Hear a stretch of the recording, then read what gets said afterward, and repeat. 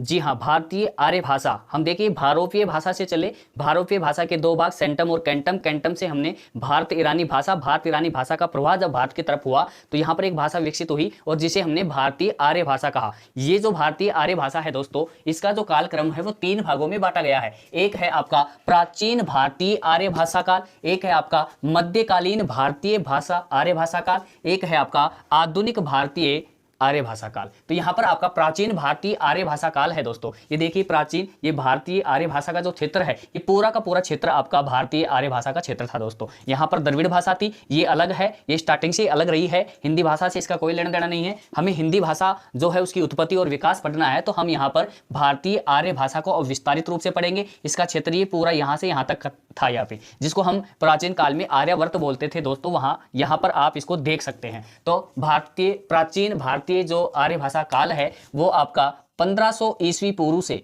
1500 ईस्वी पूर्व से 500 ईसा पूर्व तक का माना जाता है। जिसे आप कहते हैं ना दोस्तों वैदिक काल। एक होता है आपका ऋग्वैदिक काल, ऋग्वैदिक काल आप इतिहास में भी पढ़ते हैं। एक है आपका दोस्तों वैदिक काल। ये जो दो काल आप इतिहास में पढ़ते हैं जिसमें आप सभ्यताओं के बारे में पढ़ते हैं, वो जो समय था उस समय वो प्राचीन भारतीय आर्य भाषा काल था। उस समय जो भाषा का जो विकास था वो उसी प्रकार से था। तो वो क्या था, हम आगे पूरा विस्तार से प्राचीन भारतीय आर्य भाषा काल को भी पढ़ेंगे। उस समय कौन कौन सी भाषाएं प्रचलन में थी। फिर मध्यकालीन भारतीय आर्य भाषा का जो काल है दोस्तों वो आपका माना जाता है 500 ईस्वी पूर्व से आपका माना जाता है ये 1000 ईस्वी तक का जो काल माना जाता है वो आपका मध्यकालीन भारतीय आर्य भाषा काल माना जाता है। इस समय कौन कौन सी भाषाएं प्रचलन में थी। जैसे 500 ईस्वी पूर्व की हम बात करते हैं तो हम जैसे इतिहास में पढ़ते हैं ना दोस्तों, बुद्ध को पढ़ते हैं, जैन को पढ़ते हैं, उसके बाद में हम अनेक प्रकार के हमारे राजवंश भी पढ़ते हैं, मौर्य पढ़ते हैं, गुप्त पढ़ते हैं, कणु पढ़ते हैं। इस प्रकार के बहुत सारे राजवंश हम पीछे जो पढ़ते हैं 500 ईस्वी के लगभग। फिर हम यहाँ पर 1 ईस्वी की लगभग 78 की बात करें तो हम कनिष्क को पढ़ते हैं। उसके बाद में हम ये और भी आपका हर्ष आ गया, आपका प्रतिहार आ गए, बहुत सारे शासन व्यवस्थाएं हम पढ़ते हैं इसमें इस काल में। तो उस समय जो हमारी भाषा प्रचलन में थी वो कौन सी थी, इसके बारे में हम थोड़ा जानने की कोशिश करेंगे। तो ये सारे काल हम विस्तार से पढ़ेंगे।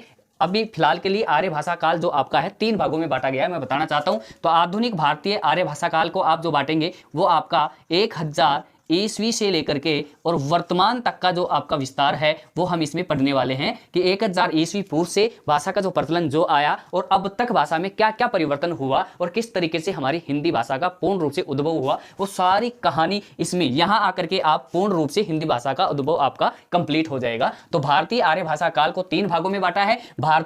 प्राचीन भारतीय आर्य भाषा काल 1500 ईस्वी पूर्व से 500 ईस्वी पूर्व जो आपका वैदिक काल है, ऋग्वैदिक काल है, वैदिक काल है, सभ्यताएं आप पढ़ते हैं। मध्यकालीन भारतीय की हम बात करें तो 500 ईस्वी पूर्व से 1000 ईस्वी तक, जिसमें आप बहुत सारे वंश पढ़ते हैं। मौर्य वंश आ गया आपका कणु वंश आ गया आपका, उसमें गुप्त साम्राज्य आ गया आपका, हर्षवर्धन का काल आ गया, प्रतिहार और राष्ट्रकूट, ये पाल, ये जितने भी शासन काल हैं वो सारे के सारे आपके इसके अंतर्गत हैं। उस समय जो भाषा थी वो हम इसमें पढ़ेंगे। और आधुनिक भारतीय 1000 ईस्वी से लेकर के वर्तमान तक, इसमें भी आप बहुत सारे काल पढ़ते हैं जिसमें मुगल साम्राज्य आ गया, दिल्ली सल्तनत आ गया। तो ये सारी चीजें आप पढ़ेंगे तो उस समय जो भाषा का विकास हुआ वो क्या है वो सारा इसमें आ जाएगा। तो यहाँ पर हम भारतीय आर्य भाषा तक पहुंचे।